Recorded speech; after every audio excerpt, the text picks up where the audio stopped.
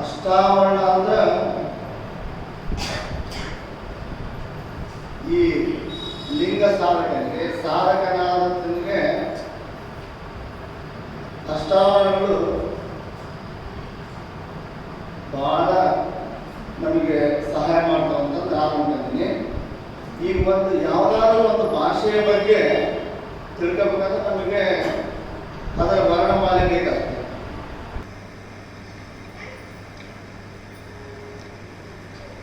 ಈಗ ಬಸವಾದಿ ಪ್ರಮತರು ಅಷ್ಟಾವರಣಗಳನ್ನು ಅರಿತು ರೂಢಿಸಿಕೊಂಡು ಬಹಿರಂಗದ ಆಚರಣೆಗೆ, ಈಗ ಅಷ್ಟಾವರಣಗಳನ್ನು ನಾವು ರೂಢಿಸಿಕೊಂಡು ಆಮೇಲೆ ಬಹಿರಂಗದ ಆಚರಣೆ ಪಂಚಾಚಾರಗಳು ಅಂತರಂಗದಲ್ಲಿ ಅನುಭಾವಿಯಾಗಲು ಶಟಸ್ಥಲಗಳು ಮುಪ್ಪರಿಗೊಂಡು, ಮುಂದಿನ ಭಾಗ ಶಟಸ್ಥಲಗಳು.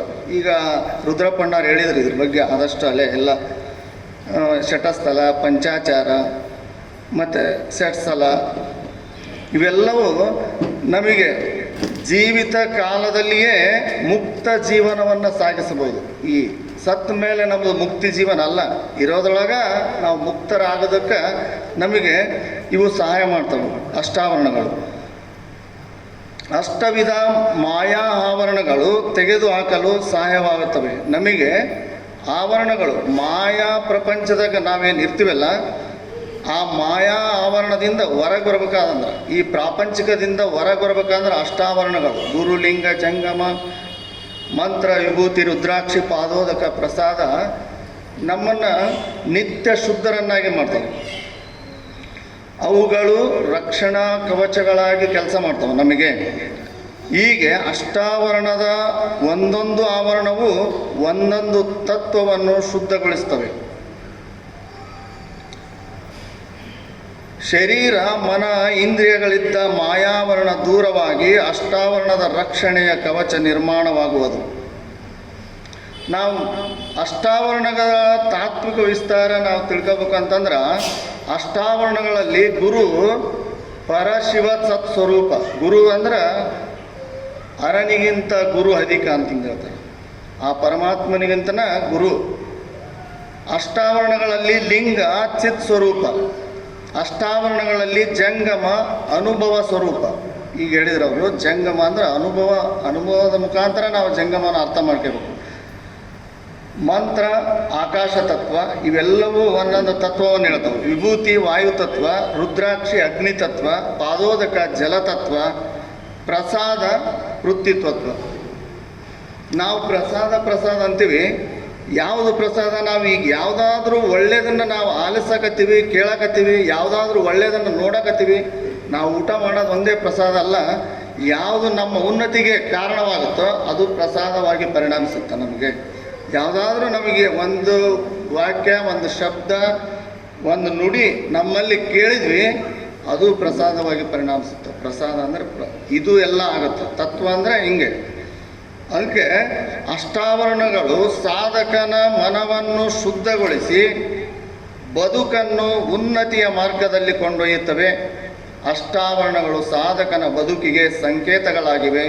ಅಷ್ಟಾವರಣಗಳೇ ಬದುಕಿನ ಜ್ಞಾನ ಸಂಕೇತಗಳು. ಗುರು ಪರಿಪೂರ್ಣ ಜ್ಞಾನವಾದರೆ ಲಿಂಗ ಭಕ್ತನ ಮನದ ಸಂಕೇತ. ಜಂಗಮ ಮನದೊಳಗಿರುವ ಜ್ಞಾನವಾದರೆ ವಿಭೂತಿ ಜ್ಞಾನ ಪ್ರಕಾಶದ ಸಂಕೇತ. ರುದ್ರಾಕ್ಷಿ ಜ್ಞಾನ ಸಾರವೃಷ್ಟಿಯಾದರೆ ಮಂತ್ರ ಭಕ್ತನ ನಾಮ ಸಂಕೇತ. ಪಾದೋದಕ ಜ್ಞಾನ ಸಾರವಾದರೆ ಪ್ರಸಾದ ಸಾಧಕನ ತೃಪ್ತಿ ಆಗುತ್ತೆ.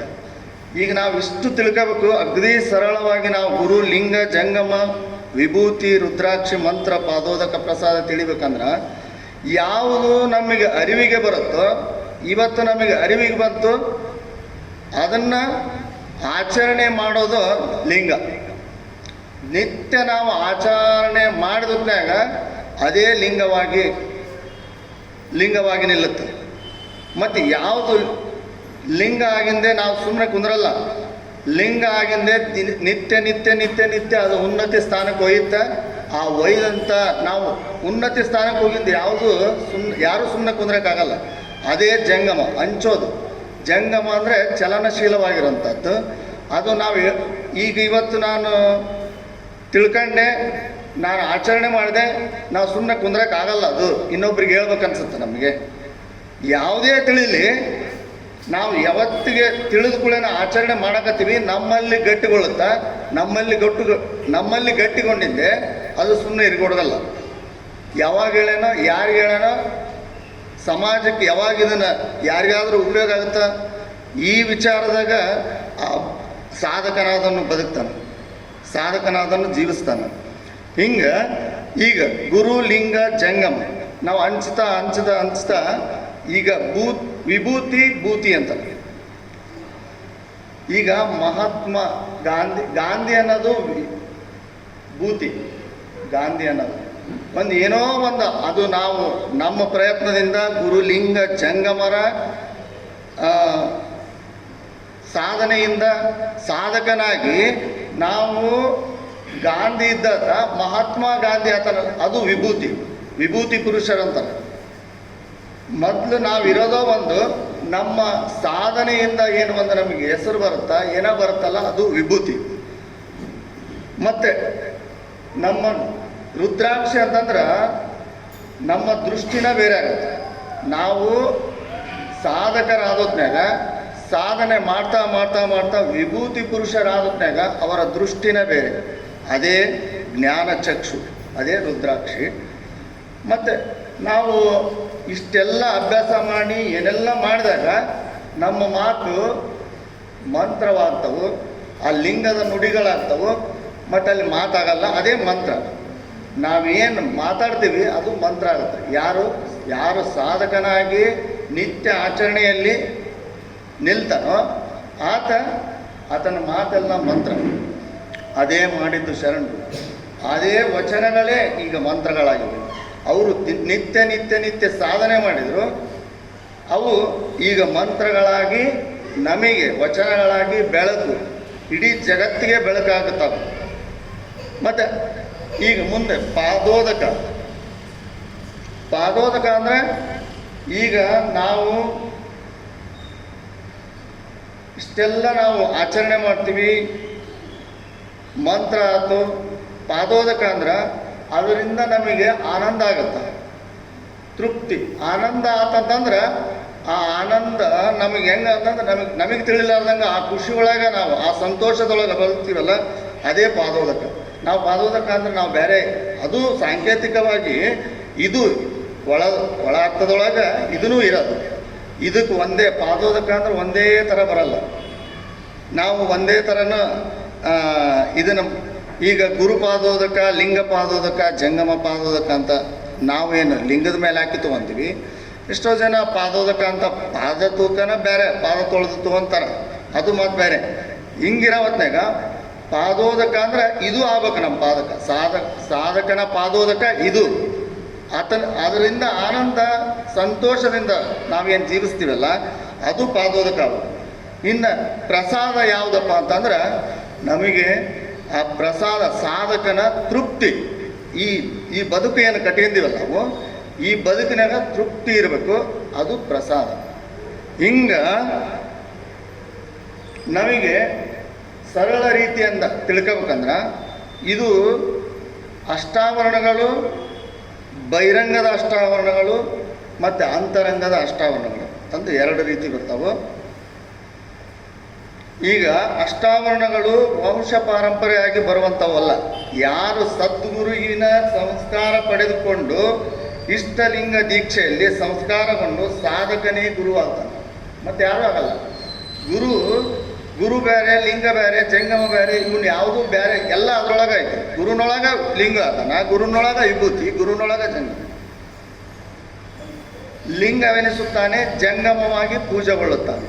ಅದೇ ಸಾಧಕ ಆಚರಣೆ ಮಾಡ್ತಾ ಗುರು ಆಗ್ತಾನ, ಆಮೇಲೆ ಲಿಂಗ ಆಗ್ತಾನ, ಆಮೇಲೆ ಜಂಗಮ ಆಗ್ತಾನ. ಆತನ ಅಕ್ಷರಗಳು ಮಂತ್ರವಾಗ್ತವು. ಭಸ್ಮ ಜ್ಞಾನ ಪ್ರಕಾಶವಾದರೆ ಮರದ ಬೀಜಗಳು ರುದ್ರಾಕ್ಷಿ ಆಗ್ತವೆ.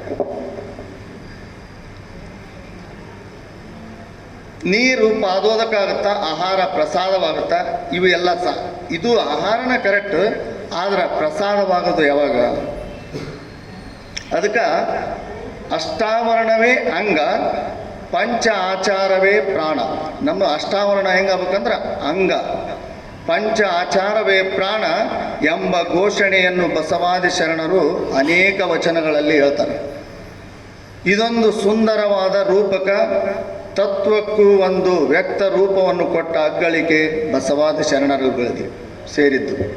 ಅಸ್ತಿತ್ವದಲ್ಲಿರುವ ವ್ಯಕ್ತಿ ಸ್ವರೂಪಕ್ಕೆ ಅಂಗ ಪ್ರಾಣ ಹೇಗೆ ಮುಖ್ಯವೋ ಹಾಗೆ ಒಂದಿಲ್ಲದಿದ್ದರೆ ಮತ್ತೊಂದಕ್ಕೆ ಅಸ್ತಿತ್ವವಿಲ್ಲ. ಈಗ ಅಂಗ ಪ್ರಾಣ ಒಂದಕ್ಕೊಂದು ಬೆರೆತ್ಕೊಂಡವು.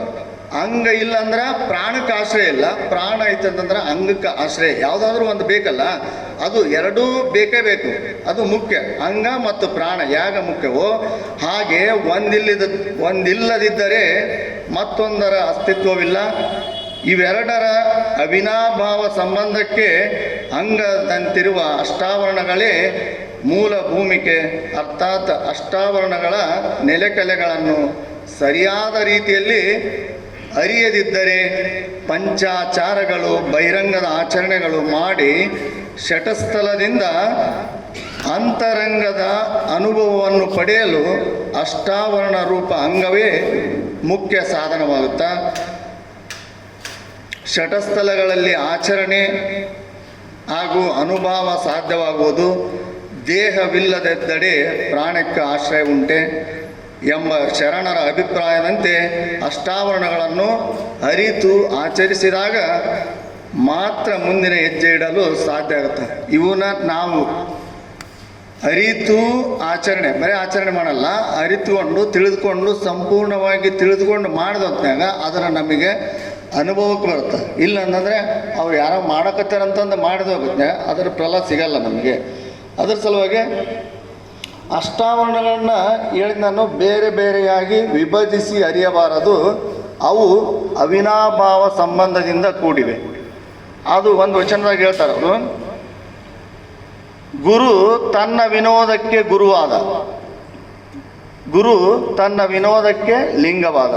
ಗುರುನ ತನ್ನ ವಿನೋದಕ್ಕೆ ಗುರುವಾದ, ಗುರು ತನ್ನ ವಿನೋದಕ್ಕೆ ಲಿಂಗವಾದ, ಗುರು ತನ್ನ ವಿನೋದಕ್ಕೆ ಜಂಗಮವಾದ, ಗುರು ತನ್ನ ವಿನೋದಕ್ಕೆ ಪಾದೋದಕವಾದ, ಗುರು ತನ್ನ ವಿನೋದಕ್ಕೆ ಪ್ರಸಾದವಾದ, ಗುರು ತನ್ನ ವಿನೋದಕ್ಕೆ ವಿಭೂತಿಯಾದ, ಗುರು ತನ್ನ ವಿನೋದಕ್ಕೆ ರುದ್ರಾಕ್ಷಿಯಾದ, ಗುರು ತನ್ನ ವಿನೋದಕ್ಕೆ ಮಹಾಮಂತ್ರವಾದ. ಇಂತಿ ಭೇದವನ್ನರಿಯದೆ ಗುರು ಲಿಂಗ ಜಂಗಮ ಪಾದತೀರ್ಥ ಪ್ರಸಾದ ವಿಭೂತಿ ರುದ್ರಾಕ್ಷಿ ಓಂ ನಮಃ ಶಿವಾಯವೆಂಬ ಮಂತ್ರವ ಬೇರಿಟ್ಟು ಅರಿಯಬಾರದು. ಇವು ಎಲ್ಲವೂ ಒಂದೇ ಸಾಧಕನಾಗಂದ್ರೆ. ಆದ್ರೆ ನಾವು ತಿಳ್ಕೋಬೇಕಾಗಿದ್ದು ತಿಳ್ಕಲೇಬೇಕು. ಒಂದೇ ಅಂತಂದು ಎಲ್ಲ ಒಂದೇ ಐತೆ ಅಂತಂದು ಸುಮ್ಮನೆ ಹಂಗೆ ಓಂ ನಮಃ ಶಿವಾಯ ಅಂತಲೂ ಹೇಳಂಗಿಲ್ಲ. ನಾವು ಎಲ್ಲವೂ ತಿಳ್ಕೊಳೋದು ಅದರೊಳಗೆ ಎಲ್ಲ ಐತೆ ಅನ್ನೋದು ನಮಗೆ ಅರಿವಿರ್ಬೇಕು. ಅದು ಅರಿತಾಗ ಮಾತ್ರ ಅದ್ರದ್ದು ಗೊತ್ತಾಗುತ್ತೆ, ಮತ್ತು ಎಲ್ಲ ಅದರೊಳಗೆ ಐತೆ ಅನ್ನೋದು ಗೊತ್ತಾಗುತ್ತೆ. ಮಂತ್ರವ ಬೇರಿಟ್ಟು ಅರಿಯಬಾರದು.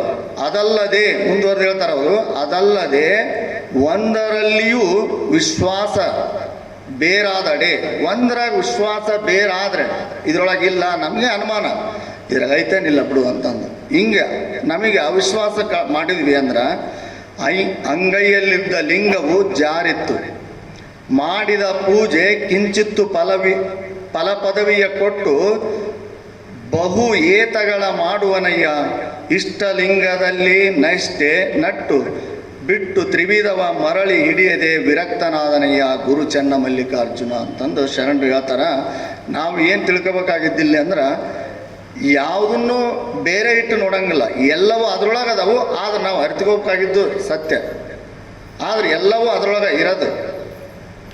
ಇದು ಎಷ್ಟು ಇದೈತಂದ್ರೆ ನಾವು ಎಲ್ಲ ಅದ್ರಾಗ ಐತೆ ಅಂತೀವಿ, ಆದ್ರೆ ಮತ್ತೆ ಅರ್ಥಕೊಂಡು ಆಚರಣೆ ಮಾಡ್ಬೇಕಾಗತ್ತೆ. ಮತ್ತು ಎಲ್ಲವೂ ಐತಂತಂದು ಓಂ ನಮಃ ಶಿವಾಯ ಅಂತಂದು ಒಂದೇನ ಹೇಳ್ಕೊಂತ ಹೋಗಂಗಿಲ್ಲ. ಅದಕ್ಕೆ ಶ್ರೀ ಗುರುವು ಮುಂದುವರೆದು ಹೇಳ್ತಾರೆ ಅವರು ಸಿದ್ದರಾಮೇಶ್ವರರು, ಶ್ರೀ ಗುರುವು ಅಷ್ಟಾವರಣ ಸ್ವರೂಪನಾದ ಸಾಧಕನಿಗೂ ಪರಮನಿಗೂ ಇರುವ ಅನ್ಯೋನ್ಯ ಸಾಮರಸ್ಯ ಸಂಬಂಧವನ್ನು ಅಷ್ಟಾವರಣ ಪಂಚಾಚಾರ ಶಟಸ್ಥಳಗಳ ಮೂಲಕ ಸಾಧಿಸಿ ಆಚರಿಸಿ ತೋರಿಸಿಕೊಡುವರು. ಯಾರು? ಗುರು ಆದತ. ಈಗ ಲಿಂಗ ದೀಕ್ಷೆ ಅಂತಂದು ಮಾಡ್ತೀವಿ.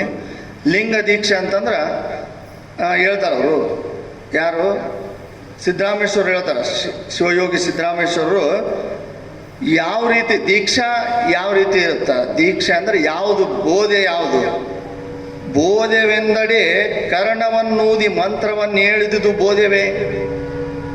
ಈಗೇನೋ ಒಂದು ಕಿವ್ಯಾಗ ಹೇಳಿ ಮಂತ್ರ ಹೇಳಿ ಅದು ಬೋಧೆನ. ಮತ್ತೆ ಹೇಳ್ತಾರೆ ಅವರು, ಅಲ್ಲ ಅಲ್ಲ ಅಂತಾರೆ. ಬೋಧೆವೇ ಅಲ್ಲ ಅಲ್ಲ. ಬೋಧೆವೆಂದಡೆ ಏನೆಂತ ಹೇಳ್ತಾನೆ, ಬೋಧೆ ಎಂದರೆ ತನುತ್ರಯ ಸಾಕ್ಷಿಯಾಗಿ ಸ್ಥೂಲ ಸೂಕ್ಷ್ಮ ಕಾರಣ ನೀನೇ ಪರವಸ್ತು ನೀನಿದಿ. ನೀನು ಆ ಪರಮಾತ್ಮನೇ ನೀನದಿ, ಆ ಚಿದ್ಗನ ವಸ್ತು ನೀನು. ಆ ಗುರು ಹೇಳಬೇಕಾಗಿದ್ದು ಭಕ್ತನಿಗೆ ಸಾಧಕನಿಗೆ, ನೀನು ಆ ಪರಮಾತ್ಮನಿಂದ ಆ ಚಿದ್ಗನ ರೂಪವಾಗಿ ನೀನು ಬಂದಿ ಇಲ್ಲಿ. ಇದು ಬೋಧೆ ಆಗಬೇಕು. ಏನೋ ಒಂದು ಮಂತ್ರ ಹೇಳಿದೆ ನಾನು, ಅವ್ರು ಒಂದು ಏನೋ ಹೇಳಿದ್ರು ನಾನೊಂದು ಇದು ದೀಕ್ಷೆ ಅಲ್ಲ. ಅಪ್ಪನವ್ರು ಹಿಂಗೆ, ಸಿದ್ದರಾಮೇಶ್ವರರು ಹಿಂಗೆ ಹೇಳ್ತಾರ, ಬೋಧೆ ಎಂದರೆ ತನುತ್ರಯ ಸಾಕ್ಷಿಯಾಗಿ ಸ್ಥೂಲ ಸೂಕ್ಷ್ಮ ಕಾರಣ ನೀನೇ ಪರವಸ್ತು ಎಂಬುದು ನಿಜ ಬೋಧೆ ನೋಡ ಕಪಿಲ ಸಿದ್ಧ ಮಲ್ಲಿಕಾರ್ಜುನ. ನೀನು ಸುಮ್ಮನೆ ನಾವು ಇಲ್ಲಿ ಬಂದಿವಲ್ಲ, ಈ ಪ್ರಪಂಚಕ್ಕೆ ನಾವು ಬಂದೀವಿ ಅಂತಂದ್ರೆ ಸುಮ್ಮನೆ ಬಂದಿಲ್ಲ. ನಾವು ಯಾವುದೇ ಒಂದು ಕಾರಣ ಇಟ್ಟು ಕಳಿಸೋಣ ನಮಗೆ. ಹಂಗೆ ಸುಮ್ಮನೆ ಹೋಗಿ ಬಾಪ, ಈಗ ನಾವು ಯಾರೇ ಆಗಲಿ ಸಂಗಪರ ನೀವು ಇಲ್ಲಿ ಹೋಗ್ಬೋಗ್ರಿ ಅಂತಂದ್ರೆ ನಾವೇನಂತ ಕೇಳ್ತೀವಿ, ಎದಕ್ರಿ ಅಂತ ಕೇಳ್ತೀವಿ. ಮತ್ತು ನಾವು ಸುಮ್ಮನೆ ಇಲ್ಲೇ ಇಟ್ಟು ಹೋಗಿ ಬರೋಕೆ ಎದಕ್ಕಂತ ಕೇಳ್ತೀವಿ ಅಂತಂದ್ರೆ, ನಾವು ಅಲ್ಲಿಂದ ಇಲ್ಲಿ ಮಟ್ಟ ಬಂದೀವಿ ಅಂತಂದ್ರೆ ಸುಮ್ಮನೆ ಬಂದಿರ್ತೀವ ನಾವು. ಏನು ಅದು ಅರ್ಥಕೋಬೇಕಾಗಿದ್ದು, ಮತ್ತು ಗುರು ತಿಳಿಸ್ಬೇಕಾಗಿದ್ದು. ನಾವು ಎದಕ್ಕೆ ಬಂದೀವಿ, ನಾವು ಮಾಡಬೇಕಾಗಿದ್ದೇನು ಅದು ತಿಳಿಸಿ ನಮಗೆ ಸಾಧಕನಾಗಿ ಅನುಕೂಲ ಮಾಡೋರು ಯಾರಪ್ಪ ಅಂದ್ರೆ ಗುರು. ಅದಕ್ಕೆ ಗುರು ಹರನಿಗಿಂತ ಗುರು ಅಧಿಕ. ನಾವು ಹೇಳ್ತೀವಿ ಗುರು ಹೆಂಗೆ, ನಾವು ಮೊನ್ನೆ ಸಂಗಪ್ಪರ ಜೊತೆಗೆ ನಾನು ಚರ್ಚೆ ಮಾಡಿದ್ದೆ. ಅಲ್ಲ, ಪರಮಾತ್ಮ ದೊಡ್ಡತ ಏನು ಗುರು ದೊಡ್ಡತ ಅಂತಂದು. ಮತ್ತು ಪರಮಾತ್ಮ ದೊಡ್ಡತ ಯಾಕಂದ್ರೆ ಮತ್ತೆ ಇದನ್ನೆಲ್ಲ ಸೃಷ್ಟಿ ಮಾಡ್ಯಾನಲ್ಲ ಪರಮಾತ್ಮ. ಏನು ಗುರು ಸೃಷ್ಟಿ ಮಾಡ್ಯಾನ, ಪರಮಾತ್ಮ ಸೃಷ್ಟಿ ಮಾಡ್ಯಾನ ಅಂತಂದು. ಅವಾಗ ಅಂದ್ರೆ ಅವರು ಗುರುನ ದೊಡ್ಡತ ಅಂತಂದು ಅಂದ್ರೆ ಅವರು. ಹೌದು, ಕರೆಕ್ಟ್ ಅವ್ರು ಹೇಳೋದು. ಆದ್ರೆ ಹೆಂಗೆ ಅಂತಂದು ನಮಗೆ ಅನುಭವಕ್ಕೆ ಬರಬೇಕಲ್ಲ. ಈಗ ಗುರು ದೊಡ್ಡತ, ಈಗ ಮತ್ತು ಇಷ್ಟೆಲ್ಲ ಸೃಷ್ಟಿ ಮಾಡಿದ ದೊಡ್ಡತ ಏನು ಗುರು ದೊಡ್ಡತಕ್ಕನ? ಗುರು ಏನಾರು ಸೃಷ್ಟಿ ಮಾಡ್ಯಾನ? ಸೃಷ್ಟಿ ಮಾಡಿಲ್ಲ. ಆದರೆ ಪರಮಾತ್ಮನ ಸೃಷ್ಟಿ ಮಾಡಿರೋದು. ಅದನ್ನು ನಾವು ನಮ್ಮ ಅನುಭವ ತೆಗೆದುಕೊಳ್ಳೋದು ಹೆಂಗೆ ಅಂತಂದು ನಾನು ಹಂಗೆ ನೋಡ್ಕೊಂಡಾಗ, ಈಗ ಮನೆಯೊಳಗೆ ಇರ್ತೀವಿ ನಾವು, ನಮ್ಮ ತಂದೆ ತಾಯಿ. ಈಗ ತಾಯಿ ದೊಡ್ಡಕ್ಕೆ ತಂದೆ ದೊಡ್ಡಕ್ಕೆ ಅಂತ ಕೇಳಿ, ತಾಯಿ ತಂದೆ ಯಾರು ದೊಡ್ಡಾರ ಇದ್ರೊಳಗೆ? ನೀವು ಕೇಳಿದ್ರೆ ಸಂಗಪ್ಪ ಯಾರಂತ ಹೇಳ್ತೀನಿ. ತಾಯಿ ದೊಡ್ಡರ, ತಂದೆ ದೊಡ್ಡ.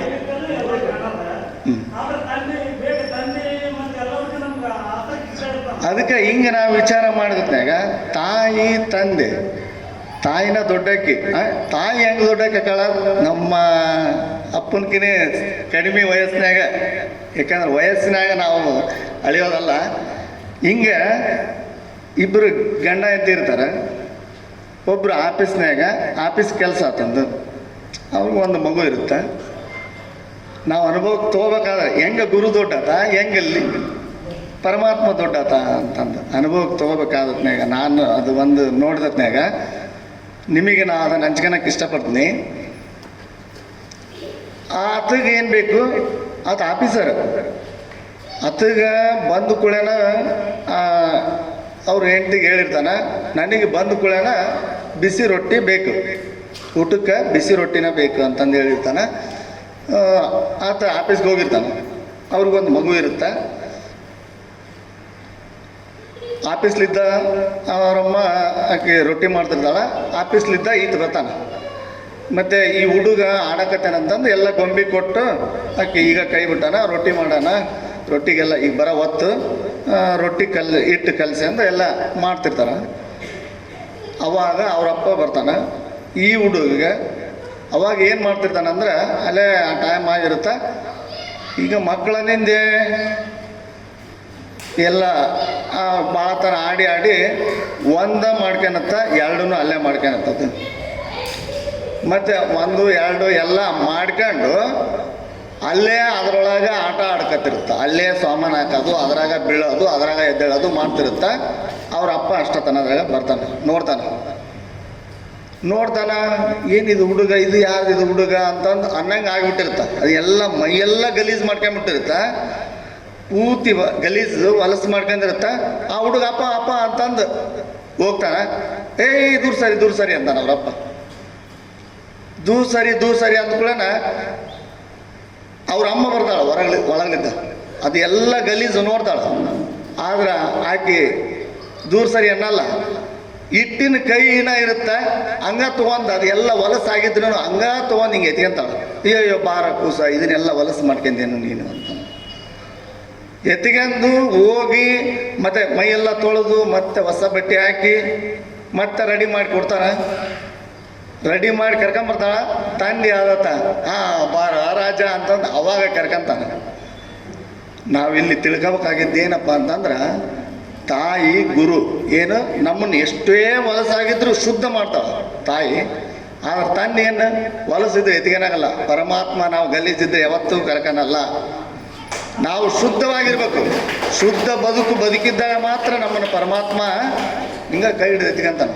ಆದ್ರೆ ಆ ಶುದ್ಧತೆಗಾಗಿ ಆ ಗುರು ಬೇಕು ನಮಗೆ.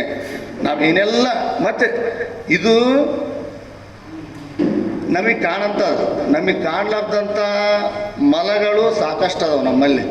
ಇವನ್ನೆಲ್ಲ ಅಣವ ಮಲ, ಮಾಯಾಮಲ, ಕಾರ್ಮಿಕ ಮಲ ಅಂತಂದು ನಾವು ಈ ಜನ್ಮದ್ದಲ್ಲ, ಜನ್ಮಾಂತರದ ಮಲವನ್ನು ದೂರ ಮಾಡೋಂಥದ್ದು ಯಾರಪ್ಪ ಅಂತಂದ್ರೆ ಗುರು. ಹೆಂಗೆ ಗುರು, ಅದಕ್ಕೆ ನಾವು ಗುರು ದೊಡ್ಡ ತೆಗೆದ್ರೆ ಇದ್ರ ಸಲುವಾಗಿ ಗುರು ದೊಡ್ಡ ತಗೋದು. ಆ ಪರಮಾತ್ಮ ನಮ್ಮನ್ನು ಕರ್ಕಂತ ಶುದ್ಧ ಇದ್ರೆ, ಸ್ವಚ್ಛ ಇದ್ರೆ, ಚಂದ ಇದ್ರೆ ಅವಾಗಷ್ಟೇ ಕರ್ಕನದ. ಹಂಗೆ ಅದಕ್ಕೆ ನಾವು ಗುರುಗಳನ್ನು ಆದ್ರೆ ಇನ್ನೂ ಒಂದು ನಾವು ತಿಳ್ಕೊಬೇಕಾಗಿದ್ದೇನು ಅಂದ್ರೆ ಗುರು ಅಂದ್ರೆ ನಾವು ಹೊರಗನ್ನ ನೋಡ್ಕೊಂತ ಹೋಗ್ಬಾರ್ದು. ನಾವು ಬರೇ ಗುರು ಅಂತಂದು ಹೊರಗೆ ನೋಡೋಂಥದ್ದಲ್ಲ. ನಮ್ಮ ಅರಿವು ನಮಗೆ ಗುರು ಯಾವಾಗ ಆಗುತ್ತಾ ನಮ್ಮ ನಡತೆ ಶುದ್ಧ ಆಗುತ್ತೆ. ಯಾಕಂದ್ರೆ ನಮ್ಮ ಅರಿವು, ಯಾಕಂದ್ರೆ ನಾವು ಸದಾ ನಮ್ಮ ಜೊತೆಗಿರುತ್ತೆ ನಮ್ಮ ಅರಿವು. ಇವ್ರು ಹೇಳ್ತಾರೆ ಅಲ್ಲಂಪ್ರಭುಗಳು, ಹೇಮ ನಿಮ್ಮದಲ್ಲ, ಭೂಮಿ ನಿಮ್ಮದಲ್ಲ, ಹೇಮ ನಿನ್ನದಲ್ಲ, ಕಾಮಿನಿ ನಿನ್ನವಳಲ್ಲ, ಇದು ಜಗಕ್ಕಿಕ್ಕಿದ ವಿಧಿ, ಜ್ಞಾನರತ್ನವೆಂಬುದು ನಿನ್ನೊಡವೆ ಎಂಬುದು ಜ್ಞಾನರತ್ನ ನೋಡ ಅಂತಂದು. ನಮಗೆ ನಮಗೇನಾಗೈತೆ ಅಂತಂದ್ರೆ ಇವನ್ನ ನಾವು ಅಲಂಕಾರಕ್ಕೂ ಯಾವ ಭೂಮಿ, ಹೊನ್ನು, ಹೆಣ್ಣು ಇವನ್ನ ಅಲಂಕಾರಿಕ ವಸ್ತುಗಳನ್ನು ನಾವು ಮಾಡ್ಕೊಂಡಿವಿ. ಮತ್ತು ನಾವು ಸುಖವಾಗಿರೋಕ್ಕಾಗುತ್ತಾ? ಮತ್ತು ನಮ್ಮದು ರತ್ನ ಯಾವುದು? ಜ್ಞಾನ. ಯಾವುದು ಜ್ಞಾನ? ಆ ಪರವಸ್ತುವಿನ ಚಿದ್ಗನ ನಾವು ಅದೀವಿ ಅನ್ನೋ ಜ್ಞಾನ ನಮ್ಮಲ್ಲಿರ್ಬೇಕು. ನಾವು ಸಾಮಾನ್ಯರಲ್ಲ. ನಮ್ಮ ಗವಿಶಣ್ಣರು ಹೇಳ್ತಾರೆ, ನಾವು ಸಾಮಾನ್ಯರಲ್ಲ, ಅಸಾಮಾನ್ಯರು ನಾವು. ಇದು ನಮಗೆ ಗೊತ್ತಿರ್ಬೇಕು. ನಾವು ಅಸಾಮಾನ್ಯರು ಅನ್ನೋದು ನಮಗೆ ಗೊತ್ತಿದ್ರೆ ಮಾತ್ರ ಅದು ನಮ್ಮ ಅನುಭವಕ್ಕೆ ಬರುತ್ತೆ. ನಾವು ಹತ್ರ ಹನ್ನೊಂದು ಬಿಡು ಅಂತ ತಿಳ್ಕೊಂಡ್ರೆ ಅದೇ ಆಗೋದು ನಾವು. ಅದಕ್ಕೆ ನಾವು ಹತ್ರ ಹನ್ನೊಂದಲ್ಲ, ನಾವು ಅಸಾಮಾನ್ಯರು ಅಂದತ್ನಾಗ ನಮಗೆ ಇವು ಎಲ್ಲ ದೊರಿದವು. ನಮಗೆ ಗೊತ್ತಿಲ್ಲಂಗೆ ಎಲ್ಲವನ್ನೂ ಒದಗಿಸ್ತಾನೆ ಆತ. ಅದಕ್ಕೆ ನಮ್ಮ ಮನದೊಳಗೆ ಬಯಸಿದರೆ ಬದಲಾವಣೆ. ಮನಸ್ಸೊಳಗೆ ನಾವು ಏನಾದರೂ ಬಯಸಿದಾಗ ಬದಲಾವಣೆ ಕಾಣ್ತೀವಿ ಹೊರತು ಸುಮ್ಮನೆ ನಾವು ಇದ್ದಂದ್ರೆ ಏನೇನು ಕಾಣಂಗಿಲ್ಲ. ನಾವು ಮನಸ್ಸಿನಾಗ ಏನಾದರೂ ಬಯಸ್ಬೇಕಲ್ಲ. ನಾವು ಇವತ್ತಾದ್ರೂ ಏನಾದರೂ ಆಗ್ಬೇಕಂದ್ನಾಗ ಆಗುತ್ತೆ. ಹಂಗೆ ಸುಮ್ಮನೆ ನಾವು ಒಂದು ಸುಮ್ಮನೆ ಕುತ್ಕೊಂಡಿದ್ವಿ ಅಂದ್ರೆ ಏನೂ ಆಗಲ್ಲ. ಅದಕ್ಕೆ ಮನಸ್ಸು ಬಯಸಿದರೆ ಬದಲಾವಣೆ, ಮನಸ್ಸು ಬಯಸದಿದ್ದರೆ ಬವಣೆ. ನಾವು ಆ ಬವಣೆಯೊಳಗೆ ಬಿದ್ದು, ಈ ಭವದೊಳಗೆ ಬಿದ್ದು ಬದಲಾವಣೆ ಆಗ್ಬೇಕಂತ ಬಯಸಿದ್ವಿ ಅನ್ನಂದ್ರೆ ಖಂಡಿತ ನಾವು ಆ ಪರಮಾತ್ಮನೇ ನಾವಾಗಕ್ಕೆ ಸಾಧ್ಯ ಅಂತಂದು ನಾವಲ್ಲ, ಈ ಶರಣರು ಹೇಳಿಕೊಡ್ತಾರೆ. ಅದಕ್ಕೆ ನಾವು ಆ ನಿಟ್ಟಿನೊಳಗೆ ನಾವು ಏನು ಮಾಡಬೇಕು? ಈ ಅಷ್ಟಾವರಣಗಳನ್ನು ಅಳವಡಿಸ್ಕೊಂಡು ಅದನ್ನು ಅರಿತುಕೊಂಡು ಆಚರಣೆ ಮಾಡೋದು. ನಿತ್ಯ ಈಗ ಹೇಳಿದ್ರು ಸಂಘದೊಳಗಿರೋದು, ನಮ್ಮ ಇವ್ರು ಹೇಳ್ತಾರೆ, ಅಯ್ಯ ಸಜ್ಜನ ಸದ್ಭಾವಿಗಳ ಸಂಘದಿಂದ ಮಹಾನುಭಾವರ ಕಾಣಬಹುದು. ಈ ಸಂಘದಿಂದ ಮಹಾನುಭಾವರ ಕಾಣಬಹುದು. ಮಹಾನುಭಾವಿಗಳ ಸಂಘದಿಂದ ಶ್ರೀ ಗುರುವನ್ನರಿಯಬಹುದು, ಲಿಂಗವನ್ನರಿಯಬಹುದು, ಜಂಗಮವನ್ನರಿಯಬಹುದು, ಪಾದೋದಕ ಪ್ರಸಾದವನ್ನರಿಯಬಹುದು, ತನ್ನ ತಾನರಿಯಬಹುದು. ಇದು ಕಾರಣ ಮತ್ತೆ ಕೇಳ್ಕೊಂತಾರವರು, ಸದ್ಭಕ್ತರ ಸಂಘವನ್ನೇ ಕರುಣಿಸು ಕೂಡಲ ಸಂಗಮ ದೇವ. ನಮಗೇನು ಬೇಡ, ಸದ್ಭಕ್ತರ ಸಂಘವನ್ನು ಕೊಟ್ಬಿಟ್ರು ಅಂತಂದ್ರೆ ನಾವು ಏನೆಲ್ಲ ಪಡ್ಕೊಳಕ್ಕೆ ಸಾಧ್ಯ ಆಗುತ್ತೆ. ಈಗ ಕಲ್ಪತರು ಐತಿ, ಕಾಮಧೇನು ಅಂತಾರ. ಇವು ಎಲ್ಲ ನಾವು ಕಲ್ಪನೆ ಮಾಡ್ಕೊಂಡ್ರೆ ಮಾತ್ರ ಅದು ಸಿಗುತ್ತೆ. ಕಾಮಧೇನು ಕಾಮಿಸಿದಾಗ, ನಾವು ಬಯಸಿದಾಗ ಮಾತ್ರ ಕೊಡುತ್ತೆ. ಕಲ್ಪಿಸದೆ, ಕಾಮಿಸದೆ, ಬಯಸದೆ ಕೊಡುವರು ನಮ್ಮ ಕೂಡಲ ಸಂಘನ ಶರಣರು. ನಮ್ಮ ಸಂಘ ಹೆಂಗೈತೆ ಅಂತಂದ್ರೆ, ಶರಣರ ಸಂಘ ನಾವು ಏನೂ ಕೇಳ್ಕೊಳೋದು ಬೇಕಾಗಿಲ್ಲ. ನಮಗೇನು ಬೇಕು ಅವರು ಸಂಘದಾಗಿದ್ವಿ ಅನ್ನಂದ್ರೆ ಅದು ಒದಗುತ್ತಂತಾರೆ ಅಪ್ಪನವ್ರು. ನಾವು ಸುಮ್ಮನೆ ಆ ಸಂಘದಾಗಿರ್ಬೇಕು. ಇಂಥ ಒಂದು ಸಂಘ ನಮಗೆ ದೊರೆತೈತಲ್ಲ, ನಾವು ಪೂರ್ವಜನ್ಮದ ಪುಣ್ಯ ನಮಗೇನು ಇಲ್ಲಿ ಸಿಕ್ಕತ್ತಲ್ಲ, ಇದರಂಥ ಮತ್ತೆ ಯಾವುದು ಪುಣ್ಯ ಅಲ್ಲ, ಅಂಥ ಪುಣ್ಯ ಪಡೆದಿವೆ ಅಂತಂದು ನಮಗೆ ಅನ್ಸುತ್ತೆ. ಮತ್ತು ಎಲ್ಲ ಶರಣರ ಸಂಘದಲ್ಲಿ ಲೋಲಾಡುವೆನು ಅಂತಂದು ಹೇಳ್ತಾರೆ ಅವರು. ಅದಕ್ಕೆ ನಾವು ಬಲವಂತಕ್ಕಾಗಿ ಮಾನವರಾಗಿ ಹುಟ್ಟಿ ಬಂದಿಲ್ಲ. ನಾವು ಯಾವುದೇ ಬಲವಂತಕ್ಕಾಗಿ ನಾವು ಇಲ್ಲಿ ಹುಟ್ಟಿ ಬಂದಿಲ್ಲ, ಒಂದು ಕಾರಣ ಇಟ್ಕೊಂಡು ಬಂದೀವಿ ನಾವು. ಮತ್ತು ನಾವೇನು ಮಾಡ್ತೀವಿ, ಈ ಮಾಯಾ ಪ್ರಪಂಚದೊಳಗೆ ಬಿದ್ದು ಭ್ರಮ ಜೀವನದೊಳಗೆ ನಾವು ಬದುಕಕತ್ತೀವಿ. ಎದಕ್ಕನ್ನಂದ್ರೆ ಮಾಯ ಐತಲ್ಲ, ನಾವು ಏನಾದರೂ ಒಂದು ಬದಲಾವಣೆ ಬಯಸ್ತಿದ್ನಾಗ ನೀವು ಸುಮ್ಮನೆ ಕುಂತಾಗ ಏನೂ ಆ ಮಾಯ ಕೆಲಸ ಇರಲ್ಲ. ಅಪ್ಪನವ್ರದ್ದು ಒಂದು ವಚನ ಹೇಳ್ತಾರ, ನಾನೊಂದು ಬಗೆದಡೆ ತಾನೊಂದು ಬಗೆಯುವುದು, ನಾ ಇತ್ತಲೆಳೆದರೆ ತಾ ಹತ್ತಲೆಳೆಯುವುದು, ತಾ ಬೇರೆಯನ್ನು ಅಳಲಿಸಿ ಕಾಡಿತ್ತು, ತಾ ಬೇರೆಯನ್ನು ಬಳಲಿಸಿ ಕಾಡಿತ್ತು, ಕೂಡಲ ಸಂಗನ ಕೂಡಿಹನೆಂದರೆ ಮುಂದಗೆಡವಿತ್ತು ಮಾಯ. ಯಾವಾಗ ನಾವು ಆ ಪರಮಾತ್ಮನ ಧ್ಯಾನ, ನಾವು ಸುಮ್ಮನೆ ಇದ್ದದ್ನಾಗ ಆ ಮಾಯ ಕೆಲಸ ಏನೂ ಇಲ್ಲ. ನಾವು ಯಾವಾಗ ಪೂಜೆ ಪುನಸ್ಕಾರ ಮಾಡಿ ಏನೋ ಒಂದು ಧ್ಯಾನ ಕುಂದಿರ್ತೀವಿ, ನಾವೇನೋ ಶಿವಯೋಗ ಮಾಡ್ತೀವಿ ಅಂದೊತ್ತಾಗ ಆ ಮಾಯ ಕೆಲಸ ಬರುತ್ತೆ. ಅವಾಗ ಮಾಯ ಕೆಲಸ ಚಲವಾಗದು. ಇಲ್ಲ ಅಂತಂದ್ರೆ ಯಾರು ಸಾಧಕನಾಗಿ ಮುಂದುವರಿತಾನೋ ಅತಗ ಪರೀಕ್ಷೆ ನಡೆಯೋದು. ಈಗ ಜನಸಾಮಾನ್ಯರು ಎಷ್ಟೋ ಜನರು ಇರ್ತಾರೆ, ಆದರೆ ಅವ್ರಿಗೆ ಪರೀಕ್ಷೆ ಬರಲ್ಲ. ಯಾರು ಸಾಧಕನಾಗಿ ಮುಂದುವರಿತಿರುತ್ತಾ ಆತಗ ಎಲ್ಲ ಪರೀಕ್ಷೆಗಳು ಅಳವಡೋದು ಆತಗ. ಯಾವಾಗ ಇದು ಮಾಯ ರೂಪವಾಗಿ ನಮಗೆ ಮುಂದೆ ಬಂದು ನಿಂದಿರ್ತಾವೆ. ಯಾವಾಗ ಪರಮಾತ್ಮ ಕೂಡ್ತಾನೀತ ಈತ ಹುಷಾರಕನ ಬೇಡ, ಮಾಯೆಯೊಳಗೆ ಬದುಕಬೇಕು ಅನ್ನೋದೊಂದು ಮಾಯೆ. ಅಲ್ಲಂ ಪ್ರಭುಗಳು ಹೇಳ್ತಾರೆ, ಮಾಯದೊಂದು ವಚನ ಹೇಳ್ತಾರೆ ಅವರು. ಆ ಮಾಯೆ ಹೆಂಗೆ ನಮ್ಮನ್ನು ಅವ್ರಿಗೆ, ಯಾಕಂದ್ರೆ ಅವರು ಮಾಯೆಯೊಳಗನ ಬಿದ್ದಿರ್ತಾರೆ, ಆವತ್ತಿನಾಗ ಅದು ಬರೋದು ವಚನ. ಹಂಗೆ ಮಾಯೆ ಕೆಲಸ ನಾವು ಯಾವಾಗ ಮುಂದುವರಿತೀವಿ ಆವತ್ತಿನಾಗ ಮಾಯೆ ಆವರಿಸ್ಕೊಂತಾರೆ. ಅದಕ್ಕೆ ಬ್ರಹ್ಮಜೀವನ ಎಲ್ಲಕ್ಕೂ ಒಡೆಯನಾದ ಸಚ್ಚಿತ್ ಆನಂದ ನಿತ್ಯ ಪರಿಪೂರ್ಣ ವಸ್ತುವಿನ ಚಿದಾಂಶಿಕನೇ ನೀನು, ಅದರಲ್ಲಿ ತಿಲ ಮಾತ್ರ ಸಂದೇಹವಿಲ್ಲ, ಎಳ್ಳು ಕಾಳಷ್ಟು ಸಂದೇಹವಿಲ್ಲ. ಆ ಪರಮಾತ್ಮನೇ ನೀನಿದೆ ಅನ್ನೋ ಆ ನಂಬಿಕೆ ಆ ಗುರು ಕೊಡ್ತಾನೆ ನಮಗೆ. ಆ ಗುರು ಕೊಟ್ಟೊತ್ತಾಗ ನಮಗೆ ಬೆಳಕು, ನಮಗೆ ಆನಂದ, ಅದರ ಅನುಭವನ ಬೇರೆ. ಹಿಂಗೆ ನಮಗೆ ಅಷ್ಟಾವರಣವನ್ನು ಅಳವಡಿಸ್ಕೊಂಡು ನಾವು ಗುರುವನ್ನು ತಿಳ್ಕೋಬೇಕು. ನಾವು ಈಗ ಬ್ರಹ್ಮಾಂಡದೊಳಗೆ ಅಷ್ಟತನುಗಳದವು. ಯಾವುದಂದ್ರೆ ಅಷ್ಟತನುಗಳಿಗೆ ಈ ಅಷ್ಟಾವರಣಗಳು ಹೊಂದಿಕೆ ಮಾಡ್ತಾರೆ. ಪೃಥ್ವಿ, ಅಪ್ಪು, ತೇಜು, ವಾಯು, ಆಕಾಶ, ಆತ್ಮ, ಸೂರ್ಯ, ಚಂದ್ರ, ಇವು 8 ತತ್ವಗಳು. ಈಗ ಸೂಕ್ಷ್ಮಾತಿ ಸೂಕ್ಷ್ಮ ತತ್ವಗಳು ಕೂಡಿ ಪಿಂಡಾಂಡವೆನಿಸಿವೆ. ಯಾವಪ್ಪ ಅಂದ್ರೆ ಈಗ ಗುರುಲಿಂಗ ಜಂಗಮಕ್ಕ ಸತ್ಕ್ರಿಯೆ, ಸಮ್ಯಕ್ ಜ್ಞಾನ, ಸಜ್ಞಾನ, ಸುಮನ, ನಿರಹಂಕಾರ, ಸುಬುದ್ಧಿ, ಸುಚಿತ್ತ ಇವೆಲ್ಲವನ್ನು ಅಳವಡಿಸ್ಕೊಂಡು ನಾವು ಅಂತರಂಗದಲ್ಲಿ ಮತ್ತು ಬಹಿರಂಗದಲ್ಲಿ, ಈಗ ಹೆಂಗೆ ಬಹಿರಂಗದಾಗ ಗುರು ಲಿಂಗ ಜಂಗಮ ನಾವು ಅಳವಡಿಸ್ಕೊಂಡು ನಾವು ಆಚರಣೆ ಮಾಡ್ಕೊಂತ ಹೋದಂಗಲ್ಲ ಈ ಸತ್ಕ್ರಿಯೆ ಬರುತ್ತಾ, ಸಮ್ಯಕ್ ಜ್ಞಾನ ಬರುತ್ತಾ, ಸುಮನ ಬರುತ್ತಾ, ನಿರಹಂಕಾರ ನಮ್ಮ ಅಹಂಕಾರ ನಿರಶನವಾಗುತ್ತಾ, ಸುಬುದ್ಧಿ, ಸುಚಿತ್ತ ನಮ್ಮ ಚಿತ್ತೆಲ್ಲ ಸುಚಿತ್ತ ಇವೆಲ್ಲ ಯಾವುದರಿಂದ ಆಗುತ್ತಂದ್ರೆ ಈ ಅಷ್ಟಾವರಣದ ನಾವು ಅನುಭವಿಸಿದಾಗ ಆಚರಣೆ ಮಾಡಿದ್ಮ್ಯಾಗ ನಾವು ಇದನ್ನು ತಿಳ್ಕೊಳಕ್ಕಾಗತ್ತ. ಈಗ ಕಣ್ಣಿಗೆ ಕಾಣದ ಕೈಗೆ ನಿಲುಕದ ಪರವಸ್ತುವನ್ನು ಉಪಾಸಿಸಲು ಸ್ಥೂಲ ಸೂಕ್ಷ್ಮ ಕಾರಣತನುಗಳು ಮಂತ್ರಪಿಂಡವಾಗಿ ಪರತತ್ವದ ಅಡಕವಾಗಲು ಅಷ್ಟಾವರಣವೆಂಬ ಅಂಗ ಮುಖ್ಯವಾಗಿದೆ. ಇದು ಎದಕ್ಕಪ್ಪ ಅಂತಂದ್ರೆ ಈ ಸ್ಥೂಲ ಸೂಕ್ಷ್ಮ ಕಾರಣ ತನುಗಳದವಲ್ಲ ಇವನ್ನೆಲ್ಲನೂ ನಾವು ಬರೀ ಈ ಅಂಗನ ನಾವು ಅಷ್ಟೇ ನಾವು ಆದ್ರೆ ಸ್ಥೂಲ ಸೂಕ್ಷ್ಮ ಗೊತ್ತಿರಲ್ಲ ನಮಗೆ, ಕಾರಣ ಅಂದ್ವಲ್ಲ, ಕಾರಣ ಶರೀರ ಇವೆಲ್ಲವನ್ನೂ ಇಟ್ಕೊಂಡ ನಾವು ಇದನ್ನು ಮಾಡ್ಕೊಂತ ಹೋದಂಗೆಲ್ಲ ಇದ್ರದ್ದು ಅನುಭವಕ್ಕೆ ಬರುತ್ತೆ ನಮಗೆ.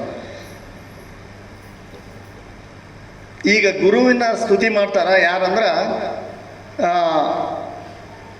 ಅಕ್ಮಾದೇವಿಯವರು ಒಂದು ಹೇಳ್ತಾರ, ಗುರುವಿನ ಸ್ತುತಿನ ಅವರ ಹೇಳ್ತಾರಂತಂದ್ರೆ ನಾವು ಎಷ್ಟು ಹೇಳಿದ್ರು ಗುರುವಿನ ಗುಣಗಾನ ಹೆಂಗನ್ನಂದ್ರೆ ಈ ಸಮುದ್ರ ಇದಲ್ಲ, ಈ ಸಮುದ್ರ ಇರೋದನ್ನ ಮಸಿ ಮಾಡಿ ಈ ಆಕಾಶ ಅನ್ನೋದನ್ನ ಆಳಿ ಮಾಡಿ ಗುರುವಿನ ಗುಣಗಾನ ಬರೆಯಕತ್ತಿದಂದ್ರೆ ಆ ಮಸಿ ತೀರ್ತತಿ, ಈ ಆಕಾಶ ಬರೆಯಕ್ಕೆ ಜಾಗ ತೀರ್ತತಿ, ಆದ್ರೆ ಗುರುವಿನ ಗುಣಗಾನ ತೀರಲ್ಲ. ಗುರುವಿನ ಗುಣ ಎಷ್ಟು ಹೇಳಿದ್ರು ಗುರು ಆತಂದು ತೀರಲ್ಲ ಅಂತಂದು ಮಹಾತ್ಮರು ಹೇಳ್ತಾರೆ. ಹಿಂಗಿರೋ ಹೊತ್ನಾಗ ನಾವು ಒಂದು ಎಳ್ಳು ಕಾಳಷ್ಟು ತಿಳ್ಕೊಂಡ್ರೆ ಇಷ್ಟೆಲ್ಲ ಮಾತಾಡಕತ್ತೀವಿ, ನಾವು ಇಷ್ಟೆಲ್ಲ ಆನಂದ ಆಗತೈತಿ, ಇಷ್ಟೆಲ್ಲ ಬದುಕು ಕಟ್ಕೊಳಕ್ಕಾಗೈತಿ. ಮತ್ತು ನಾವು ಅದೇ ದಾರಿ ಒಳಗಿದ್ರೆ ಎಷ್ಟೆಲ್ಲ ಏನೆಲ್ಲ ಕಾಣ್ಬೋದು. ಅದಕ್ಕೆ ಆ ಸಂಘದಾಗ ಇದ್ದೊತ್ನಾಗ ನಾವೇನೆಲ್ಲ ಅನುಭವಿಸ್ಬೋದು ಅಂತಂದು ಅದಕ್ಕೆ ಗುರುಸ್ಥಿತಿ ಒಳಗೆ ಅಕ್ಮಾದೇವಿಯವರು ಹೇಳ್ತಾರೆ, ಮಹಾಮಹಿಮ ಶ್ರೀ ಮಹಾಮಹಿಮನೇ ಸೋಮಶೇಖರ ಗುರುವೇ ಕಾಮೀತ ಫಲವ ಕೊಡು ಕಂಡ. ನಾವೇನು ಬಯಸ್ತೀವಿ ಅದನ್ನೇ ಕೊಡ್ತಾನಂತೆ. ಕಾಮೀತ ಫಲವ ಕೊಡು ಕಂಡ ನೀಯನ್ನ ರುದ್ಧಾಮದೊಳು ನಿಂದು ಮೆರೆಕಂಡ. ನಮ್ಮ ಹೃದಯ ಮಂದಿರದಾಗ ನಿಂತು ಆತ ಸದಾ ಎಚ್ಚರಿಸ್ತಿರ್ತಾನ, ಸದಾ ನಮ್ಮ ಜೊತೆಗಿರ್ತಾನ. ಗುರು ಆದತ ಒಂದು ಸಲ ಅರಿವೇ ಗುರು ಆದ್ರೆ ಬಂದಿದ್ದು ಅರಿವು ಐತಲ್ಲ ಆ ಗುರು ಮುಖಾನ ಬರೋದು ನಮಗೆ. ಇದು ಅಂಕಾರ ಸತ್ಯ ಅದರ ಸಲುವಾಗಿ ಆ ಗುರು ಏನು ನಮಗೆ ಅರಿವು ಕೊಟ್ಟಾರಲ್ಲ ಆ ಅರಿವು ಐತಲ್ಲ ನಮಗೆ ಸದಾ ಜಾಗರಣನಾಗಿರುತ್ತೆ. ಅದಕ್ಕೆ ಹೇಳ್ತಾರೆ ಅವರು, ಯಾವಾಗಲೂ ಜಾಗರವಿದ್ದು ಸಸಿಯ ಸಲ ಇದೆ ಅಂತಾರೆ. ಯಾವುದಾದ್ರೂ ಒಂದು ಗಿಡ ಹಾಕಿವಿ ಅಂತಂದ್ರೆ ಅದಕ್ಕೆ ಯಾವುದಾದ್ರೂ ದನ ಆದರೂ ಬರ್ಬೋದು, ಯಾರಾದರೂ ಬಂದು ಕಿತ್ತಬೋದು, ಏನಾದರೂ ಅವಕಾಶಗಳು ಸಾಧ್ಯ ಐತಿ. ಅದರಂಗೆ ನಮ್ಮೊಳಗೆ ಒಂದು ಗಿಡ ಹಾಕಿವಿ ನಾವು, ಯಾವುದು ಆ ಪರಮಾತ್ಮನ ಅರಿಬೇಕು ತಿಳಿಬೇಕು ಅನ್ನೋದು. ಆ ಸಸಿ ಹಾಕಿ ಸುಮ್ಮನೆ ಕುಂದ್ರಂಗಿಲ್ಲ. ಸಸಿ ಹಾಕಿ ನಾವು ಸುಮ್ಮನೆ ಮನೆಯಾಗ ಕುಂತು ಅಂತಂದ್ರೆ ಏನಾದರೂ ಆಗ್ಬೋದು. ಮತ್ತು ಅದಕ್ಕೆ ನೀರು ಹಾಕ್ಬೇಕು, ಅದಕ್ಕೆ ಏನು ಸಾಧ್ಯ ಆಗುತ್ತೆ ಅದನ್ನು ನಾವು ಮಾಡಬೇಕು. ಅದಕ್ಕೆ ಮತ್ತೆ ಹೆಂಗೆ ಹೇಳ್ತಾರೆ ಅವರಂದ್ರೆ, ಆವಾಗಲೂ ಮತ್ತು ಯಾವಾಗಲೂ ಯಾವ ಥರ ಒಂದು ದಿವ್ಸ ಮಾಡಿದೆ ಬಿಟ್ಟೆ ಅಂತಂದ್ರೆ ಏನಾದರೂ ಆಗ್ಬೋದು. ಅದರ ಸಲುವಾಗಿ ಆವಾಗಲೂ ಜಾಗರವಿದ್ದು ಸಸಿಯ ಸಲ ಇದೆ. ಹಂಗೆ ಸಲಹಿದಾಗ ಈಗ ಮತ್ತು ನಮ್ಮಲ್ಲಿ ಈಗ ನಾವೊಂದು ಹಾಕಿದ್ವಿ ಮತ್ತು ನಾವು ಹಂಗೆ ಸುಮ್ಮನೆ ಕುಂತ್ವಿ, ಮತ್ತು ಇಲ್ಲಿ ಯಾವ ಕಾಡ್ತಾವಪ್ಪ ಅಂದ್ರೆ ನಮ್ಮ ಇಂದ್ರಿಯಗಳದವಲ್ಲ, ಇಂದ್ರಿಯಗಳು ಸದಾ ಜಾಗ್ರವಾಗಿರ್ತಾವೆ. ನಾವು ಜಾಗ್ರರಿಲ್ಲ ಅಂತಂದ್ರೆ ನಮ್ಮನ್ನು ಅಜಾಗರೂಕರನ್ನಾಗಿ ಮಾಡ್ತಾವೆ, ಏನಾದರೂ ಮಾಡ್ತಾವೆ. ಅದಕ್ಕೆ ಆವಾಗಲೂ ಜಾಗರವಿದ್ದು ಸಸಿಯ ಸಲಬೇಕು. ನಾವೇನು ಹಾಕಿದ್ವಲ್ಲ ಹಾಕಿ ಕುಂತ್ವಿ ಅನ್ನಂಗಿಲ್ಲ. ಯಾವಾಗ ಬಂತು ಅವಾಗ ನಿತ್ಯ ಆಚರಣೆ ಮಾಡಿದ್ಮ್ಯಾಗ ಇವನ್ನೆಲ್ಲ ನಾವು ಇವನ್ನೆಲ್ಲ ಕಡಿಮೆ ಮಾಡ್ಕೊಳಕ್ಕಾಗತ್ತ? ಇಲ್ಲ ಅಂತಂದ್ರೆ ಅದಕ್ಕೆ ಹೇಳ್ತಾರೆ ಅವರು, ಗುರು ಮೇನ್, ಗುರು ಮುಖ್ಯ. ವೃದ್ಧಾಮದೊಳು ನಿಂದು ಮೆರೆಕಂಡ. ಮತ್ತು ಇನ್ನೊಂದು ಅವರೇ ವಚನ ಹೇಳ್ತಾರೆ, ನರಜನ್ಮವ ತೊಡೆದು ಅರಜನ್ಮವ ಮಾಡಿದ ಗುರುವೇ. ನಮ್ಮದು ನರಜನ್ಮ ಐತಿ, ಅದನ್ನು ಹರಜನ್ಮವಾಗಿ ಮಾಡಿದ ಗುರುವೇ. ಗುರುವಿನಿಂದ ಮಾಡೋಕ್ಕೆ ಸಾಧ್ಯ ಆಗೈತಿ. ಆತನ್ನ, ಆ ಪರಮಾತ್ಮನ್ನ ಮತ್ತು ಅಲ್ಲಿ ಹೋಗಿ ನಮಗೆ ಕಳಿಸ್ತಾನಂದ್ರೆ ಮತ್ತೆ ಅದೇ ಹರಜನ್ಮ ಮಾಡ್ದಂಗಲ್ಲ. ನರಜನ್ಮವ ತೊಡೆದು ಹರಜನ್ಮವ ಮಾಡಿದ ಗುರುವೇ. ಭವ ಬಂಧನವ ಬಿಡಿಸಿ ಪರಮ ಸುಖವ ತೋರಿದ ಗುರುವೇ. ಭವ ಬಂಧನ, ಈ ಹುಟ್ಟು ಸಾವು ಎಂಬ ಭವ ಬಂಧನದೊಳಗೆ ನಾವು ಇರ್ತೀವಿ. ಎದಕ್ಕೆ ಹುಟ್ಟಿದಪ್ಪ ಅಂದ್ರೆ ಸಾಯಕ್ಕೆ. ಯಾಕೆ ಸತ್ಯ ಅಂದ್ರೆ ಹುಟ್ಟಕ್ಕೆ. ನಾವು ಇದ್ರೊಳಗೆ ಇದ್ದು ಬದುಕುತ್ತಿರ್ತೀವಿ. ಅಂಥ ಹೊತ್ತಿನಾಗ ಗುರು ಬಂದು ಏನು ಮಾಡ್ತಾನಂದ್ರೆ ಭವ ಬಂಧನದಿಂದ ದೂರ ಮಾಡ್ತಾನೆ. ಭವಿ ಎಂಬುದ ತೊಡೆದು ಭಕ್ತರೆಂದೆನಿಸ್ತಾನೆ. ನಾವು ಭವಿಯಾಗಿ ಬದುಕ್ತಿರ್ತೀವಿ, ನಮ್ಮನ್ನು ಭಕ್ತ ಮಾಡೋದು ಯಾರಂದ್ರೆ ಗುರು. ಆ ಗುರುಗೆ ಮಾತ್ರ ಸಾಧ್ಯ. ಆ ಗುರು ಮತ್ತು ಅರಿವು, ನಮ್ಮ ಅರಿವು ಸದಾ ನಾವು ಹೊರಗೆ ನೋಡಬಾರ್ದು, ನಮ್ಮ ಅರಿವೇ ಗುರು ಆಗ್ಬೇಕಂತಂದ. ಹಿಂಗೆ ಗುರುಸ್ಥಾನ ಅಂತಂದ್ರೆ ಎಷ್ಟು, ಈಗ ಹೇಳಿದ್ನಲ್ಲ ನಾನು, ಈ ಸಮುದ್ರನೂ ಸಮುದ್ರ ಮಸಿ ತೀರ್ಥ ಹಂಗೆ ಇರೋದು ಗುರು. ಮತ್ತು ಪ್ರತಿಯೊಬ್ಬರ ಅಂತರಂಗದಲ್ಲಿಯೂ ಅರಿವು ಇದೆ. ತನ್ನ ಅರಿವು ತನಗೆ ಗುರುವಾಗಬೇಕಂತೇಳಿ ಅರಿತುಕೊಳ್ಳಲು ಸಾಧ್ಯವಾಗದ ಕಾರಣ ಈಗ ಇದು ಏನೈತಲ್ಲ, ಎಲ್ಲರಿಗೂ ನಾವು ತಿಳ್ಕೊಳಕ್ಕಾಗಲ್ಲ. ಅದಕ್ಕೆ ಗುರು ಬೇಕು. ನಾವೇನೋ ತಿಳ್ಕೊಂತೀವಿ, ಏನೋ ಮಾಡ್ತೀವಿ ಅಂದೊತ್ನಾಗ ಅದು ಸಾಧ್ಯ ಆಗಲ್ಲ. ಅದಕ್ಕೆ ಗುರುಮುಖೇನ ನಾವು ಕಲ್ತತ್ನಾಗ, ಮತ್ತು ಗುರುಮುಖೇನ ಎದಕ್ಕೆ ಕಲಿಬೇಕು? ಇವಕ್ಕೆಲ್ಲ ಸಾಕಷ್ಟು ಶರಣರು ವಚನಗಳು ಬರ್ದಾರ. ಏನು ಗುರು ಎದಕ್ಕೆ ಬೇಕು, ಗುರುವಿನ ಲಕ್ಷಣ ಏನು, ಅವನ್ನೆಲ್ಲ ನೋಡಿದತ್ನಾಗ ನಮಗೆ ಗೊತ್ತಾಗತ್ತಾ. ಅರಿವೇ ಗುರು. ಗುರುವ ನೆನೆಹನೆಂದು ನೆನೆಯುತ್ತಿದ್ದಡೆ ನೆನೆವ ಮನವು ತಾನು ಗುರುವಾಯಿತು ನೋಡ. ಗುರುವು ನೆನೆದೇಹನೆಂದು ನೆನೆಯುತ್ತಿದ್ದಡೆ ನೆನವೇ, ನಾವೇನು ನೆನಿತೀವಲ್ಲ, ನೆನೆವ ಮನವು ತಾನೇ ಗುರುವಾಯಿತು ನೋಡ. ಆಹಾ ಮಹಾದೇವ, ಆಶ್ಚರ್ಯ ಪಡ್ತಾರೆ ಮನಸ್ಸ. ನಾವು ನೆನಿತಾ ನೆನಿತಾ ನೆನಿತಾ ನೆನಿತಾ ನಮ್ಮ ಮನಸ್ಸು ಗುರು ಆಗುತ್ತೆ, ನಾವೇ ಗುರು ಆಗ್ತೀವಿ. ಈ ಗುರು ಅಂತಂದ್ರೆ ಬೇರೆ ನೋಡೋಕ್ಕಾಗಲ್ಲ, ನಮ್ಮಲ್ಲೇ ನಮಗೆ ಆ ಸ್ಥಾನ ಬರುತ್ತೆ. ಆ ರೀತಿ ನಾವು ನಮ್ಮ ಕಾರ್ಯರೂಪದಲ್ಲಿ ತರಬೇಕು. ಕ್ರಿಯಾ ಅಷ್ಟು ಇದು ಇರಬೇಕು. ಇನ್ನಾವುದರಿಂದ ಆವುದನ್ನು ಏನೆಂದು ನೆನೆವೆ, ಇನ್ನಾವುದರಿಂದ ಆವುದನ್ನು ಏನೇನು ನೆನೆವೆ. ಮನವೇ ಗುರುವಾದ ಕಾರಣ, ನಮ್ಮ ಮನಸ್ಸು ಗುರುವಾದ ಕಾರಣ ಮನವೇ ಗುರುವಾಗಿ ನೆನಹನ್ನ ಇಂಬುಗೊಳ್ಳುತ್ತಂತೆ. ನಮ್ಮ ಏನು ನೆನವು ಐತಲ್ಲ ಅದಕ್ಕೆ ಜಾಗ ಮಾಡಿಕೊಡುತ್ತಾ. ನೆನವೇ ಹಿಂಬುಗೊಂಡು ಗುಹೇಶ್ವರ ಲಿಂಗ ಚೋದ್ಯ ಚರಿತ್ರೆನು ಇಲ್ಲೋಡಿ. ಆ ಅಲ್ಲಮಪ್ಪ ಪ್ರಭುಗಳು ಆಶ್ಚರ್ಯ ಪಡ್ತಾರೆ. ಈ ನಮ್ಮ ಮನದೊಳಗೆ ಏನೆಲ್ಲ ನಡೀತೈತೆ ಅಂತಂದು ಆ ಗುರುಸ್ಥಾನದ, ಯಾಕಂದ್ರೆ ಅವ್ರ ಅನುಭವ ಇದು, ಸುಮ್ಮನೆ ಕಲ್ಪನೆ ಮಾಡಿ ಬರೆದಂಥದ್ದಲ್ಲ. ಶಿವಯೋಗದಲ್ಲಿ ನಿರತನಾಗಿ ಅದನ್ನೇನು ಅನುಭವಿಸ್ಯಾರಲ್ಲ, ಅದನ್ನು ನಮಗೆ ಬೆಳಕಾಗಿ ನಮಗೆ ಮಾರ್ಗವಾಗಿ ಕೊಟ್ಟಾರ. ನಮಗೆ ಅಗದಿ ಸರಳ ಐತೆ ಅನ್ಸುತ್ತೆ. ಯಾಕಂದ್ರೆ ಸುಮ್ಮನೆ ನಾವು ಈ ಮಾರ್ಗನ ಹಿಡ್ಕೊಂಡು ಹೋಗೋದು. ಯಾವುದೋ ನಾವು ಊರಿಗೆ ಹೋಗ್ಬೇಕಂದ್ರಾಗ ರೋಡ್ ಮಾಡ್ಕೊಂಡು ಹೋಗ್ಬೇಕಂದ್ರೆ ಹೆಂಗೆ, ರೋಡ್ ಇದ್ದಿದ್ರಾಗ ಹೋಗೋದು ಹೆಂಗೆ. ಈಗ ನಮಗೆಲ್ಲ ರೆಡಿ ಐತಿ, ಸುಮ್ಮನೆ ಹೋಗ್ತಿರೋದು ಅಷ್ಟೇ. ಆದ್ರೆ ಏನು ಮಾಡ್ಬೇಕು, ಇವ್ನು ಹಿಡ್ಕೊಂಡು ಹೋಗ್ಬೇಕಾಗೈತಿ. ನಾವು ಹಂಗೆ ಸುಮ್ಮನೆ ಹೋದ್ರೆ ಸಿಗಲ್ಲ. ಅದಕ್ಕೆ ಸಿದ್ದರಾಮೇಶ್ವರ ಹೇಳ್ತಾರೆ, ಪರಮೇಶ್ವರ ನಿರುವೆತ್ತ, ಪರಮಾತ್ಮನ ಇರುವೆತ್ತ, ನರಚರ್ಮ ಗೃಹವೆತ್ತ. ನರಚರ್ಮ ಇದು ಗೃಹ, ನಮ್ಮದು ಇದು ಗೃಹ. ಪರಮೇಶ್ವರ ನಿರುವೆತ್ತ, ಪರೀಕ್ಷಿಸಲು ಅತಿ ವೀರನಯ್ಯ ಗುರುವೇ.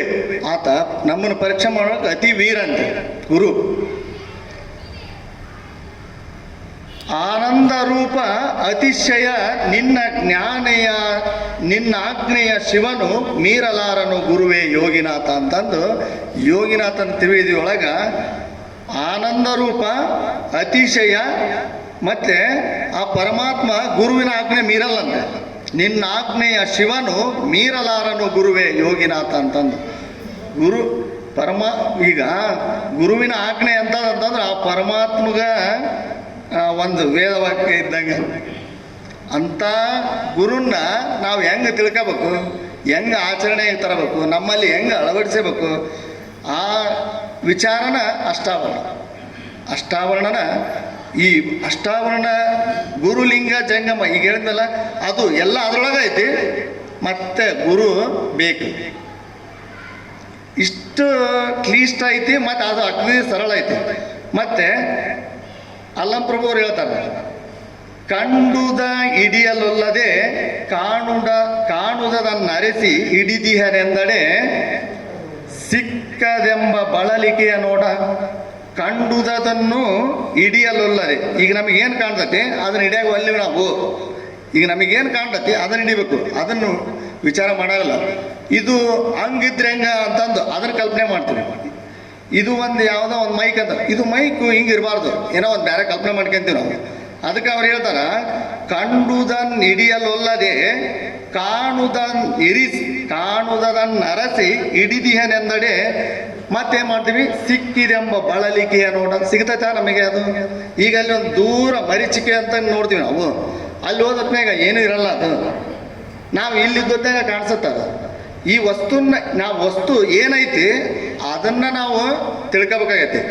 ಆ ವಸ್ತುವಿನ ಜಾಗದಾಗ ಬೇರೆ ನಾವು ಕಲ್ಪನೆ ಮಾಡ್ಕೊಂತೀವಿ ನಾವು, ಈ ವಸ್ತು ಹಿಂಗಿದ್ರೆ ಹಂಗಿದ್ರೆ ಇದು ಏನು, ಈ ವಸ್ತು ಉಪಯೋಗ ಐತಾ ಏನಿಲ್ಲ ನಮಗೆ, ಇದ್ರ ಬಗ್ಗೆ ನಾವು ಕಲ್ಪನೆ ಮಾಡ್ಕೊಳಾಗಲ್ಲ. ಹಂಗೆ ಈಗ ಹಿಂಗೆ ಇದನ್ನೆಲ್ಲ ಮಾಡ್ಕೊಂಡಾಗ ಇದನ್ನ ಉಪಯೋಗ ಮಾಡ್ಕೊಂಡು ನಾವು ಏನೋ ಇದರಲ್ಲಿದ್ದ ಅದು ಉಪಯೋಗ ತೊಗೊಳಕ್ಕಾಗಲ್ಲ ನಮಗೆ. ಅದಕ್ಕೆ ಅವ್ರು ಹೇಳ್ತಾರೆ, ಸಿಕ್ಕದೆಂಬ ಬಳಲಿಕೆ ನೋಡ, ಸಿಗ್ತಾನಿಲ್ಲ ಅಂತ ನಮಗೆ ಅನುಮಾನ ಹುಟ್ಟುತ್ತೆ. ಮತ್ತು ಆಮೇಲೆ ಮುಂದೆ ಹೇಳ್ತಾರೆ, ಕಂಡುದನ್ನೇ ಕಂಡು ಗುರುಪಾದವಿಡಿದಲ್ಲಿ. ಈಗೇನು ನಮಗೇನು ಕಾಣ್ತೈತೆ ಗುರುಪಾದ ಅಂತಂದ್ರೆ ಮತ್ತೆ ಹೋಗಿ ಯಾವುದಾರ ಗುರುಗಳ ಪಾದ ಹಿಡ್ಕೊಳೋದಲ್ಲ, ನಮ್ಮ ಅರಿವು ಜಾಗ್ರತೆ ಆಗಿರ್ಬೇಕು ಅದರಲ್ಲಿ. ನಮ್ಮ ಅರಿವು ಗುರುಪಾದವಿಡಿದಲ್ಲಿ ಕಾಣಬಾರದ. ಮತ್ತು ನಾವೇನು ಕಾಣಕನ್ನ ಗುರುಪಾದವನ್ನು ನಮ್ಮ ಅರಿವಿಗೆ ಬಂತಂತಂದ್ರೆ ಏನು ಬೇಕಾದ ನಾವು ತಿಳ್ಕೊಬೋದು ಅಂತಾರೆ ಅವರು. ಕಾಣಬಹುದು ಗುಹೇಶ್ವರ ಅಂತಂದು ನಾವು ಲಿಂಗ ನೋಡ್ಕೊಂಡ ಲಿಂಗು ಇರೋದದು, ಆದ್ರೆ ನಮಗೆ ಗೊತ್ತಿಲ್ಲಂಗೆ ಏನೋ ನಮಗೆ ಏನಾದರೂ ಹೊಸದೊಂದು ನಮಗೆ ಗೋಚರವಾಗುತ್ತೆ ಅಲ್ಲಿ. ಕಂಡುದನ್ನೇ ಕಂಡು ಕಾಣಬಾರದುದನ್ನು ಕಾಣಬಹುದು ಅಂತಂದು ಹೇಳ್ತಾರೆ ಅವರು. ಅದಕ್ಕೆ ಅವ್ರೇನು ಶರಣರು ಹಾಕಿ ಕೊಟ್ಟಾರಲ್ಲ, ತಿಲ ಮಾತ್ರ ಯಾವುದು ಏನು ಅಗದಿ ಗ್ಯಾರಂಟಿ ಅಂತಲ್ಲ, ಗ್ಯಾರಂಟಿ ಅಂದ್ರೆ ಗ್ಯಾರಂಟಿನ ಅದು, ಅಷ್ಟು ಗ್ಯಾರಂಟಿ ಯಾವುದು ಏನು ಕಾಳಷ್ಟು ವ್ಯತ್ಯಾಸ ಕಾಣಲ್ಲ ಅದು. ಅದಕ್ಕೆ ಗುರುದೀಕ್ಷೆ ಹೆಂಗಪ್ಪ ಅಂತಂದ್ರೆ, ಗುರುದೀಕ್ಷೆ ಇಲ್ಲದೆ ಲಿಂಗವು ಧರೆಯಲ್ಲಿ ಕಲ್ಲೆನಿಸಿತ್ತು. ಗುರು ದೀಕ್ಷೆ ಆಗಬೇಕು, ದೀಕ್ಷೆ ಅಂತಾರೆ, ದೀಕ್ಷೆ ಮಾಡ್ಕೊಳ್ಳೇಬೇಕು. ಮತ್ತು ಗುರು ದೀಕ್ಷೆ ಇಲ್ಲದೆ ನರನು ಶರಣರ ಸಮಯಕ್ಕೆ ಸಲ್ಲ. ಶರಣರು ಇದ್ರೊಳಗೆ ಬರೋಕ್ಕಾಗದೇ ಇಲ್ಲ ಅಂತಾರೆ ಗುರು ದೀಕ್ಷೆ ಇಲ್ಲದೆ. ಅದೆಂತಂದಡಿ ಅದಕ್ಕೆ ಒಂದು ಇದು ಕೊಡ್ತಾರೆ, ಉದಾಹರಣೆ ಕೊಡ್ತಾರೆ. ಸುಟ್ಟ ಮಡಿಕೆಯಲ್ಲಿ ನೀರ ತುಂಬಿದಡೆ ದಿಟವಾಗಿ ನಿಲ್ಲುವುದಲ್ಲದೆ ಹಸಿ ಮಡಿಕೆಯಲ್ಲಿ ನೀರು ತುಂಬಿದಡೆ ದಿಟವಾಗಿ ನಿಲ್ಲುವುದಾ ಹೇಳ. ಈಗ ಸುಟ್ಟು ಮಡಿಕೆ ಒಳಗೆ ನೀರು ಹಾಕಿದ್ರೆ ನಿಲ್ಲುತ್ತ, ಈಗ ಹಸಿ ಮಡಿಕೆ ಹಾಕಿದ್ರೆ ನಿಲ್ಲುತ್ತಾನ? ಇಲ್ಲಲ್ಲ. ಅದಕ್ಕೆ ಕಾರಣ ಕೊಡ್ತಾರೆ ಅವರು.